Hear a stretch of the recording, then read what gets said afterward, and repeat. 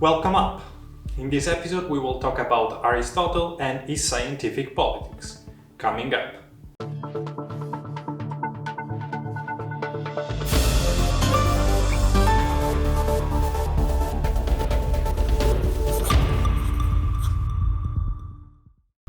Hello, I'm Understanding Politics, and in this channel I explain political theories and debates to students as well as curious and passionate people, just like you. I've structured this lecture into 5 macro sections. In the first one we will explain Aristotle's general understandings of politics. In the second one we will deal with his analysis of the pillars of the polis. In the third one, the functioning of constitution. In the fourth, the role of citizens, while the last one will deal with causes and consequences of social unrest. Let's dive into it. If Plato was a disciple of Socrates, Aristotle is probably the most famous and successful disciple of Plato. The first thing to know about him is that for Aristotle, politics is one of the 4 main disciplines in which human science articulates, the others being psychology, or the science of the soul, ethics, and rhetoric. This is not entirely new because Plato and Socrates were both dealing with politics as one of the most complex aspects of reality. At the same time, we saw how most of the culture from ancient Greece at times considered politics art, whereas at times considered it as an extension of rhetoric. This is not the case for Aristotle, and this is one of the reasons why Aristotle has a whole work called Politics.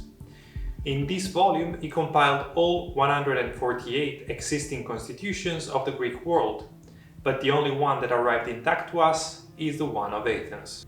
The reasoning of Aristotle starts by his acknowledgement of the fact that the polis is the natural society for humankind, and hence that the man is zoon politikon, a political being. And since polis are the realization of politics, they are of the uttermost importance. That is the main reason why Aristotle decides to analyze their origins, how they are formed. In his work, Aristotle finds the origin of polis in human communities. It all starts with nuclear families. Then there are extended families with a common ancestors. Then there are tribes. And at the end, polis are created via the aggregation of different tribes from neighboring villages.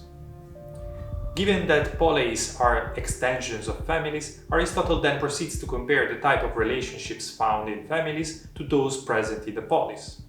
There is the relationship between father and son, husband and wife, and owner and slave. These relationships are largely determined by intelligence, which is only potential in children, attenuated in wives, and almost non-existent in slaves. This is mirrored in polis, where the father is like a king to children, citizens. Towards the wife, the husband is some sort of magistrate or judge. Finally, the owner is a despot to slaves. For Aristotle, slavery is hence justified based on a hierarchy of intelligences. As you have seen so far, the types of reasoning in ancient Greece, in Aristotle in this case, are largely based on syllogisms, namely equivalencies and comparisons. The philosopher from Stagira then proceeds to focus his analysis on the activities around which family life is organized. The main one is the economy, from the words oikos, family, and nomos, rule. For Aristotle, economy is then the system of rules used in the family to procure products. On the other hand, the production of wealth is called chrematistics. A major conclusion from this chunk of reasoning is that the polis is based upon the pillars of family and property, where properties were the outcome of family's economy and chrematistics. Contrarily to Plato, Aristotle believed that property was not to be taken away from citizens, because wealth was not the result of injustice as much as the different work of different families. From Aristotle's standpoint, a collectivist system as the one proposed by Plato in the Republic would only realize maximum injustice. At the same time, Aristotle is not an outright supporter of private property because he foresees common enjoyments of assets when this is needed. In the study of politics, Aristotle describes 4 major phases: identifying the best constitution based on philosophical conclusions, studying how to realize the constitution practically based on the specific characteristics of the people and the territory, researching how to stabilize the current constitution, understanding the constitution more adapt to all cities, focusing on the common elements of all existing constitutions. This would explain the philosopher's huge comparative work based on the analysis of all existing constitutions. I don't know if this is clear enough, but this is incredibly smart, not only because it is more pragmatic than what conceived by Plato, but it is the method largely used in political science nowadays. Anyhow, what Aristotle criticized is that writers, including Plato, are too much focused on ideal constitutions, hence forgetting the practical implications of how to go about implementing one. Even more than that, constitutions should be doable and stable over time, in other words, sustainable. In fact, for Aristotle, a polis is a community of people with common characteristics that aims to live the best possible life they could. In this sense, Aristotle is very much critical of the Spartan constitution. While the main goal of a polis is for people to achieve happiness, that is not achieved waging war or always preparing for that occurrence. On another note, like Plato, Aristotle distinguishes different social classes in the polis. These classes are 6 and they correspond to specific functions to be accomplished for the functioning of the society: peasants, artisans, warriors, landowners, priests, and magistrates. Each of these functions is understood as fundamental. At the same time, in a comparison with the human body, the philosopher from Stagira acknowledges the characteristics that a polis requires to work. These are harmony, proportion, and measure. As anticipated, Aristotle aims for constitutions to be realized in practice. He then analyzes different populations and territories to understand what better fits them. From a territorial standpoint, a polis should be placed between the mountains and the sea. The presence of mountains would limit the attacks, but the territory should be relatively easy to traverse for its inhabitants. The ground should be fertile, and the access to the sea would facilitate commerce with other cities. Similarly, the population of a polis should be sufficiently small to facilitate the personal knowledge between its members, but big enough for them to be able to defend themselves from foreign incursions. Populations have also different traits. What Aristotle identifies as races are determined by the climate. There is a race in cold climates, there is a race in the Mediterranean or the temperate climate, and there is a race for hot climates such as Africa and Asia. In the north, humans are very liberal, but they never significantly progressed in arts, and they are so undisciplined that they cannot realize stable political systems. In the south, the race is very intelligent, and it has been able to develop arts, but their character is so feeble that they can live only dominated. In the median zone, humanity has the best characteristics and is hence better suited to rule over the others.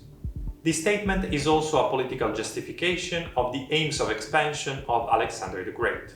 Finally, constitutions are realized when citizens live according to their principles. This is only possible through a system of state education where young people are formed. This is where the analysis of Aristotle moves towards citizens. Citizens have one virtue: to be able to rule and to be ruled. This is different from political virtue, or arete phronesis, consisting of being able to rule with prudence and rationality. For citizens, it is sufficient to have common sense, or doxa alete, namely the opinion of truth. In fact, Aristotle was not in favor of extending political rights to the working class, those who had the need to work to be free.